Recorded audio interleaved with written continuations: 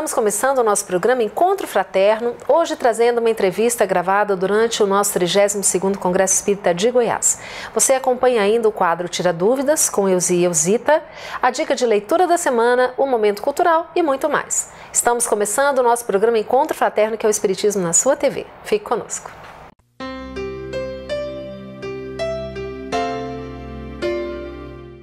Você acompanha a partir de agora entrevista feita por Lucas de Pádua com Simão Pedro de Lima durante o 32º Congresso Espírita de Goiás. Simão, tudo bem? Tudo bem, Lucas. Graças a Deus. Simão, conta pra gente como é que você chegou à doutrina espírita.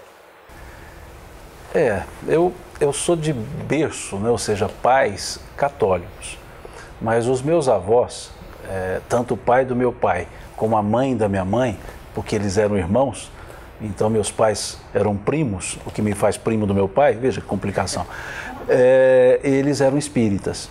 E desde a minha infância, eu sou um dos netos mais novos, né, do meu avô, era o neto mais novo, e ele já tinha uma certa idade, era octogenário naquela época, e ele ia muito ao centro e precisava de uma companhia. Então eu sempre o levava ao centro, mais como uma bengala, né, para ele se apoiar, uma bengala viva, e eu ia ao centro com ele desde os meus, 7 anos, 8 anos, e ali foi acompanhando, e naquela época não existia evangelização da infância, reuniões separadas. Então nós participávamos todos da mesma reunião, e ali eu ficava até terminar, eu ia ajudar meu avô, porque ele também cuidava da questão física do centro, então ele ia fazer a limpeza, né, a capina da horta do centro, e eu acompanhava como a sua bengala, né? E isso foi durante um tempo. E ele também gostava muito de ouvir os discos do Chico, os LPs do Chico Xavier, que eram mensagens, e na casa dele, morava próximo à minha casa, não tinha a época radiola, que a gente chamava, né? Não tinha uma radiola, então ele ia até a nossa casa. E eu tinha que ficar lá para ligar a radiola, virar os discos, aliás não eram LPs, eram compactos, né? Pequenos. Então tinha que virar o disco, voltar, e ali naquele acompanhando, né, a audição, eu ia trocando ideias, conversando com ele, e assim foi até por volta dos meus 12, 13 anos, quando ele se desencarna. Então o meu contato foi assim muito próximo, de uma forma natural. E, por outro lado, minha mãe católica, ela cuidava das personagens, ou dos personagens bíblicos na Semana Santa. Ela fazia a apresentação dos personagens. Então, ela também já um pouco idosa, ela tinha uma certa dificuldade para fazer a leitura naquelas letras pequenas da Bíblia. Então, também, desde a infância, 8 anos, 9 anos, eu fazia as leituras para ela, para pesquisar os personagens, para saber quem era quem, para falar, mãe, olha, acho que a roupa ideal para esse personagem é essa, um objeto para identificá-lo, por exemplo, para identificar Isaac, né, filho de Abraão, leva um feixe de lenhas, né, para dar a impressão do sacrifício. Então eu fazia isso. Então foi assim, o trato com a história bíblica muito paralela ao trato com os assuntos da doutrina espírita, com meu avô. Como era tio da minha mãe, né, já que a minha avó, mãe da minha mãe, eu não a conhecia, ela já havia desencarnado, então havia uma certa ascendência, e aí não houve nenhuma dificuldade em fazer esse trânsito, né? Então, quando me perguntam quando é que eu me liguei, quando que eu entrei na doutrina espírita, não faço a mínima ideia, porque para mim foi tão natural, tão assim, do dia a dia, que eu não tenho uma data para dizer se transformou espírita, né? E assim foi a minha história, né? De começo no movimento, na doutrina espírita. No movimento espírita, aí sim, né? já mais naquela juventude, né? Se bem que a minha época, a juventude já se casava, né? Porque me casei com 21 anos. Então, com essa idade, mais ou menos, é que também eu comecei a atuar no movimento espírita, né? Isso já há quase 30 anos, né? Aliás, há 30 anos, né? Que atuo no movimento espírita. Então é essa historiazinha, essa historieta, vamos dizer assim, que fez o pano de fundo para eu estar na doutrina espírita. E nesse ano você fala com o tema Pedagogia do Cristo. Que pedagogia que é essa, Simão? Cristo, ele foi o nosso mestre, né? Então ele tinha toda a sua forma de ensinar. E o que eu, na verdade, conversei aqui no congresso, conversando com as pessoas aqui durante a palestra, apresentando, basicamente fiquei em uma frase de Jesus, que foi a frase: eu sou o caminho, a verdade e a vida. Ninguém vem ao Pai senão por mim. Então esse versículo, esses dois versículos, é que nortearam a minha palestra. Por quê? Porque eu fui trabalhar justamente o que a gente chama de fato pedagógico, né? O fator pedagógico, que são os elementos que compõem um processo de ensino-aprendizagem, como o educador, o método, a disciplina, né? O conteúdo, o educandário, o objetivo, o educando. E nessa frase eu fui justamente trabalhando essa forma para mostrar essa pedagogia do Cristo. Por exemplo, ele, o educador, né, quando ele diz eu sou, né, o caminho, então esse eu sou é ele, então ele é o educador, né, e o caminho simboliza o dia a dia, é o método que ele utilizava, as coisas do dia a dia, os acontecimentos do dia a dia. Por isso ele se valia de fatos para ensinar. Ele ensinava através dos fatos, ele trazia as parábolas e sempre coisas do dia a dia. Então era o método de Jesus, ou seja, o caminho é o método. E o conteúdo que ele ensinava era a verdade. Então o conteúdo, a verdade. Qual verdade? A nossa realidade, a nossa existência, a nossa origem, nossa destinação, a nossa relação com o mundo material, o mundo espiritual, as leis, por assim dizer, de Deus. Então, ele era o educador que tinha por método o dia a dia, o caminho, que nos ensinava a verdade, numa escola chamada vida, que é o ato de viver, não só encarnadamente, o viver, que é muito mais do que uma encarnação. Então essa é a nossa escola de aprendizado, e aqui encarnados, então a nossa encarnação, aquilo que chamamos de vida material, na linguagem comum, é a nossa escola. E o objetivo do seu processo, da sua pedagogia, ele também expressa nessa frase: ir ao Pai. Ninguém vem ao Pai senão por mim. Então o objetivo de tudo é para que pudéssemos ir ao Pai. O que é ir ao Pai? Evoluir, crescer, se aprimorar, o reino de Deus, que assim ele dizia. E ele diz: senão por mim.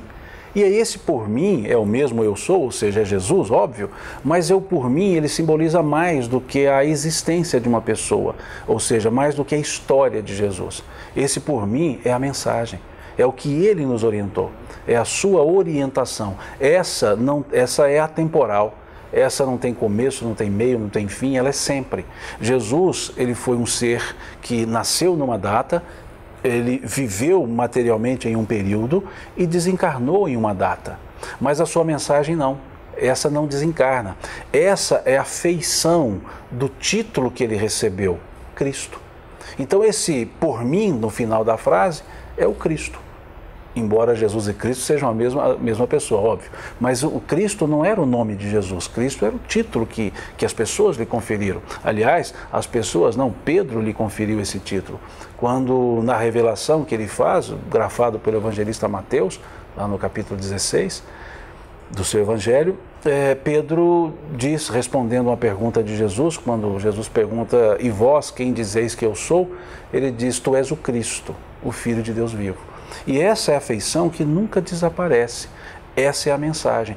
É essa que nós estudamos, que nós buscamos entender, que nós colocamos como roteiro para a nossa vida. Então, essa foi a ideia do conteúdo da palestra, a pedagogia do Cristo, justamente nessa forma de ele ensinar aquilo que nos traz, que é a verdade, aproveitando os fatos do dia, no nosso viver, e tendo a sua mensagem como referência para nos conduzir ao processo evolutivo, como na linguagem do Cristo, ir ao Pai, chegar ao Pai. Então foi essa a ideia, esse é o mote da pedagogia do Cristo, fazer-nos evoluir, fazer-nos ir ao Pai.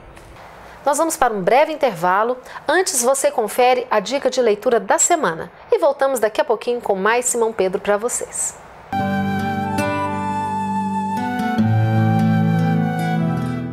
Olá, estamos aqui para uma notícia muito feliz, que é o lançamento do 5º volume da coleção O Evangelho por Emmanuel, Comentários aos Atos dos Apóstolos.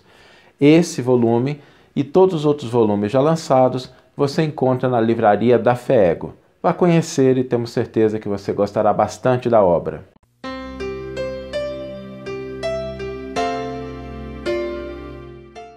Convidamos o nosso caro telespectador e a nossa cara telespectadora a ficarem atentos. 25 a 28 de fevereiro do próximo ano, teremos o nosso congresso aqui em Goiânia. E o tema, vida, desafio e soluções. Quem não tem desafio? O Espiritismo tem soluções. 25 a 28 de fevereiro de 2017, o nosso congresso aqui no Centro de Convenções. Muito obrigado.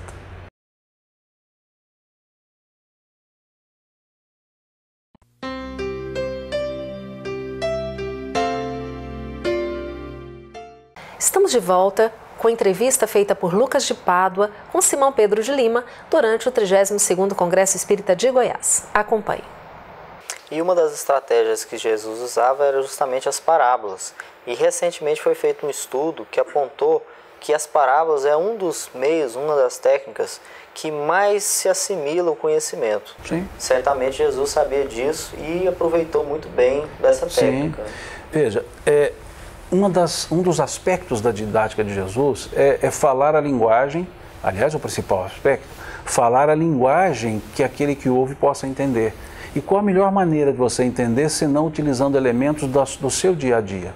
Então pensemos, há um grupo de parábolas que nós chamamos parábolas do reino, que são aquelas que ele fala sobre o reino de Deus. Então ele diz, o reino de Deus é semelhante a, dependendo de com quem ele conversava.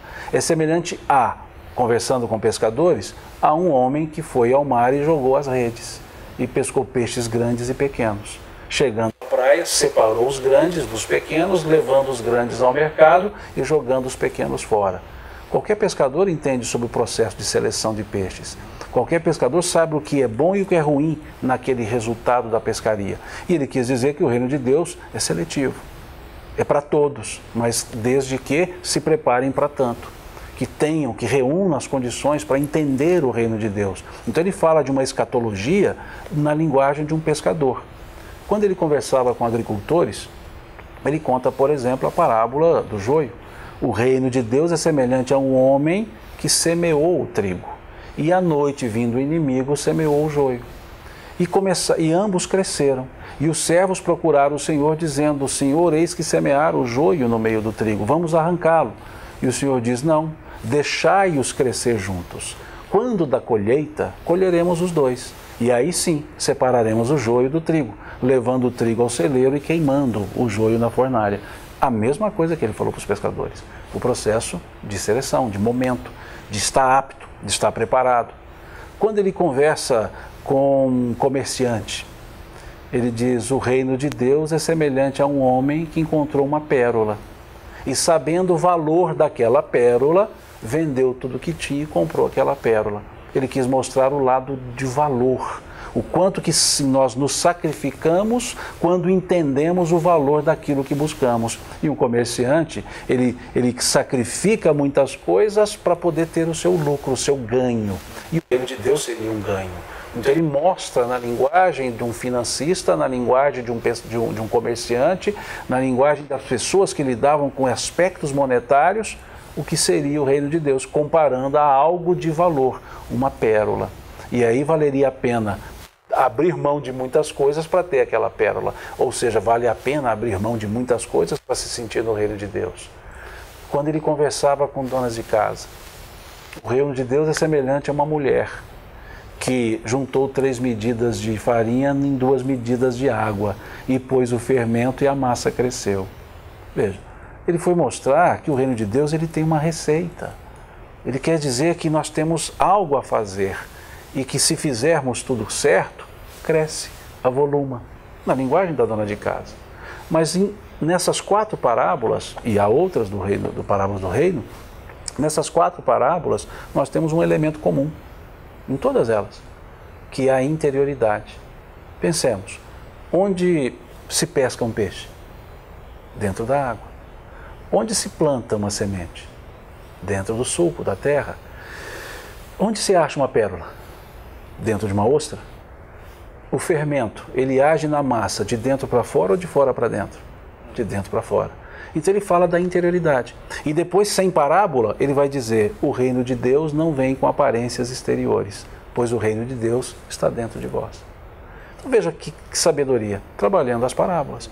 Porque essa é a linguagem que se aproxima das pessoas. As parábolas das bodas, né, que ele fala até dele mesmo nessas parábolas, fala até do apóstolo Paulo que chegaria depois, que são aqueles últimos enviados que ficariam nas esquinas chamando todo mundo, já que o segundo enviado foi o filho, havia sido morto. Então as parábolas são ricas para isso, para ensinar. É uma tradição até oriental, mas Jesus utilizou isso com tranquilidade, né? Para falar da bondade, até a forma de responder uma pergunta, ele falava por parábolas, valendo-se do conhecimento prévio das pessoas, porque essa é uma outra característica de Jesus. Ele não ensinava senão na conformidade daquilo que a pessoa demonstrava condições de entender. Por exemplo, quando um doutor da lei, um fariseu, lhe pergunta: Senhor, qual é o maior dos mandamentos? E a resposta que Jesus dá: o que está escrito na lei? Como tu lês? Veja, ele não respondeu. Ele pediu que a pessoa dissesse como ela mesma interpretava. O que está escrito na lei? Como tu lês? E a pessoa respondeu: amarás o Senhor teu Deus com todo o teu coração, com todo o teu entendimento, com toda a tua alma. Amarás ao próximo como a ti mesmo. E a resposta de Jesus: faze isto, disse-o bem, faze isto. E aí a pessoa pergunta: mas quem é meu próximo? E ele conta a parábola do samaritano. E depois que ele conta, ele pergunta à pessoa: qual desses agiu com compaixão, com íntima compaixão? E a pessoa respondeu: o samaritano. Ele responde: disse-o bem, faze o mesmo.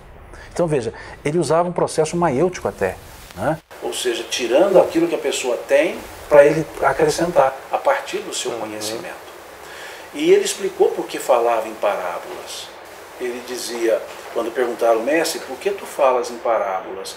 E ele diz: porque eles ouvindo não ouvem e vendo não veem.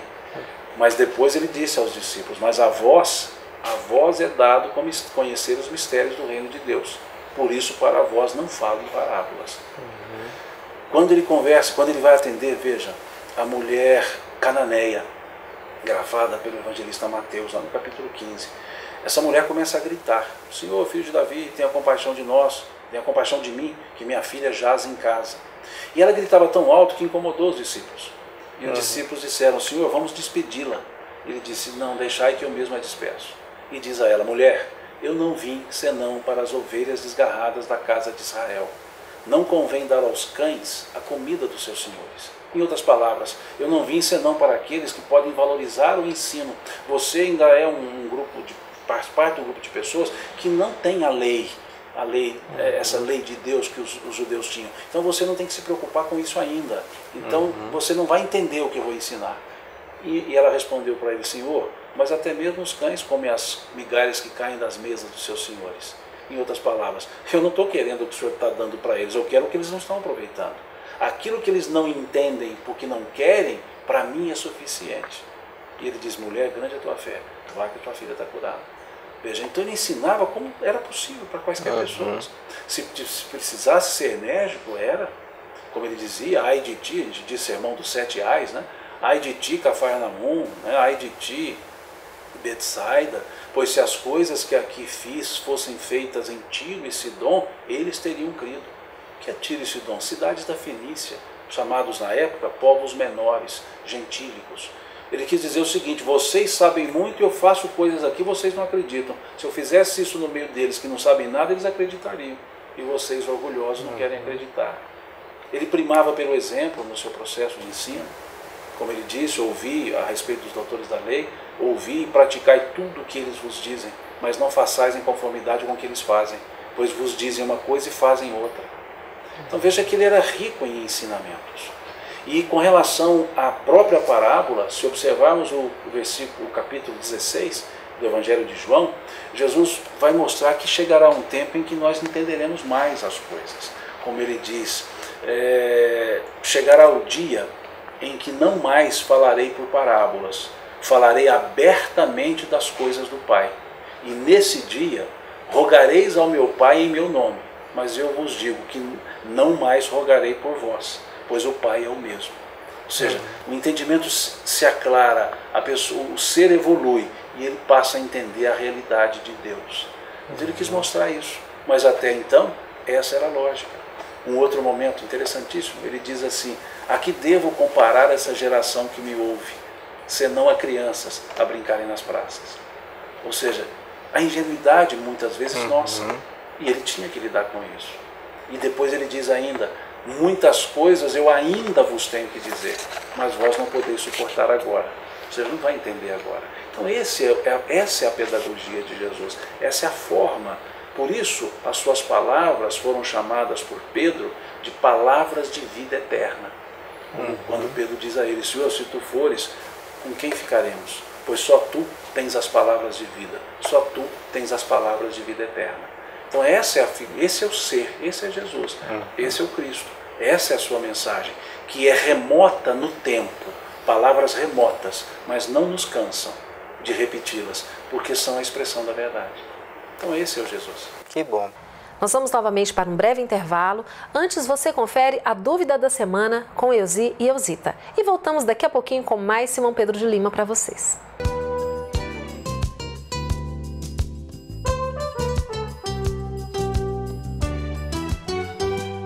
Olá, você está no Tira Dúvidas do programa Encontro Fraterno da Federação Espírita do Estado de Goiás. E conosco Eusi Nascimento para uma questão que é da hora. Eusi, como entender a questão de casais que não querem ter filhos? Isso é um erro? Isso é uma ocorrência muito frequente. A gente vê pessoas que antes de assumirem o compromisso já estão certas, seguras de que não querem ser mães ou ser pais.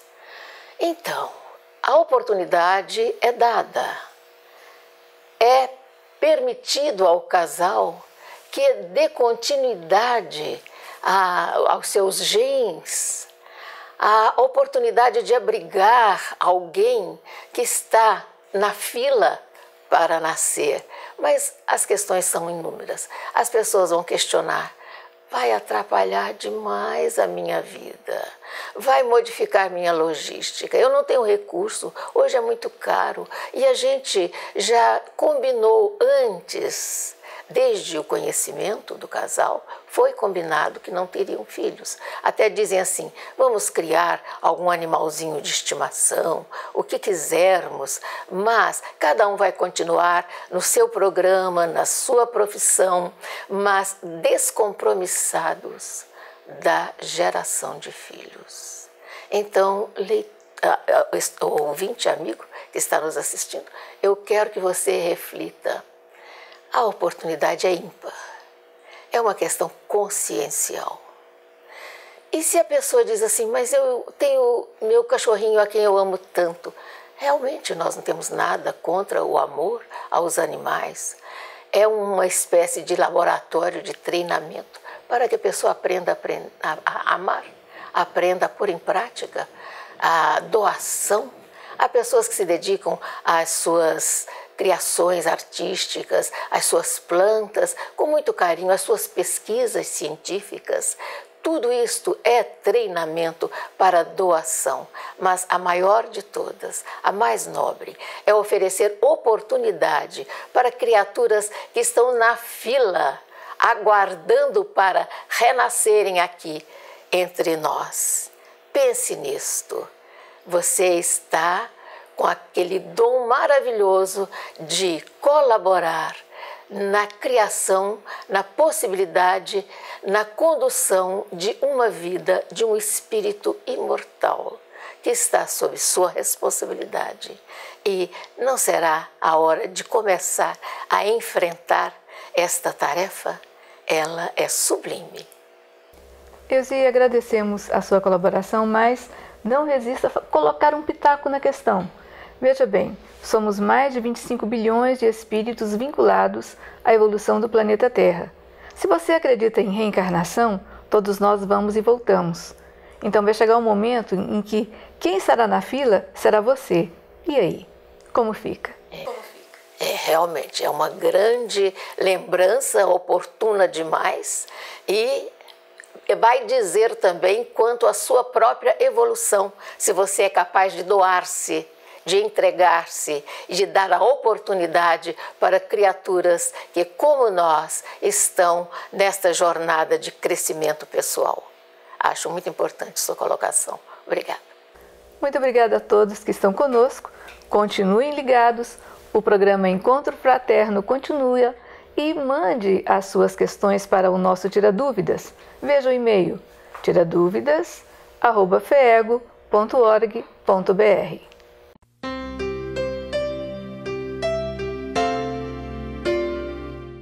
Estamos de volta com o terceiro e último bloco de entrevistas em que Lucas de Pádua conversa com Simão Pedro de Lima. Acompanhe.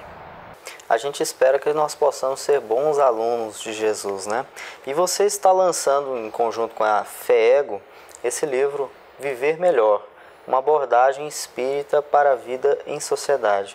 Eu queria que você falasse um pouquinho sobre esse trabalho, Simão. O Viver Melhor seria a consequência de uma reflexão existencial, né? É um viver melhor, talvez naquela ideia de entender melhor a vida, e não num aspecto de autoajuda que muitas vezes pode dar essa impressão. Por que essa impressão? Porque o que está trabalhado aí, a contribuição do Espiritismo, por exemplo, para a vida em sociedade, para entender que viver em sociedade é uma lei natural, é da natureza nós procurarmos a sociedade. Então as contribuições do Espiritismo para uma vida melhor, para um mundo melhor. Que contribuição? A demonstração clara da nossa imortalidade, a ideia da reencarnação, a comunicabilidade com o mundo espiritual, a reflexão sobre Deus nesse aspecto de inteligência suprema e não de um antropomorfismo, o Deus amoroso, a ideia das leis de causa e efeito. Então, entendendo isso, a gente entende melhor o que é o ato de viver. Temos aí reflexões, por exemplo, sobre a paz, sobre viver em paz, numa reflexão de que paz é um sentimento interno que não se busca lá fora, que paz é um estado interior. E a paz externa, ela é consequência da nossa paz interna. A paz externa é a nossa atitude. Então faço uma pequena reflexão sobre os pacificadores contida nas bem-aventuranças. Comento sobre a educação, um pouco sobre a educação, com a hoste espírita, a ideia espírita, tendo a reencarnação como elemento significativo, mostrando-nos que os educandos que achamos novinhos são seres espirituais que já têm um processo estabelecido de entendimento e que estão aqui para continuar. A figura, a importância dos pais nesse processo, a educação formal até mesmo, mas focado mais com esse ideário espírita, e outros assuntos que eu chamaria de percepção existencial, mas com o olhar dos ensinamentos espíritas. Por isso que a ideia ficou o título Viver Melhor, na verdade seria compreender melhor para viver melhor a nossa própria existência. É isso que está no livro, aliás, quase todo ele são reflexos, os tópicos são reflexos das palestras que até aqui mesmo em Goiânia foram feitas, né, durante o congresso, os congressos, né, dos quais eu participei, e isso foi transformado, né, foi dado forma em livro, em texto. Então é isso que está no livro, e eu digo, é um singelo livro, nada tão profundo assim, até porque não tenho capacidade para tanto, mas eu espero que as pessoas, ao lerem, pelo menos se sintam dispostas a buscar algo mais profundo, a buscar novos entendimentos, né? Para quê? Né? Para completar o que eu não escrevi, porque cada um vai escrever a sua própria história, né? Lembrando que todos nós temos essa condição, essa capacidade de viver melhor, de crescer, de procurar a melhor. Então é isso que está no livro. Simão, muito obrigado. A gente espera revê-lo em breve. Eu que agradeço a oportunidade de estar aqui com vocês. Muito obrigado. O nosso programa está chegando ao fim. Antes, você confere o Momento Cultural. Nós agradecemos a você por estar conosco todas as semanas. Fiquem com Deus e até semana que vem.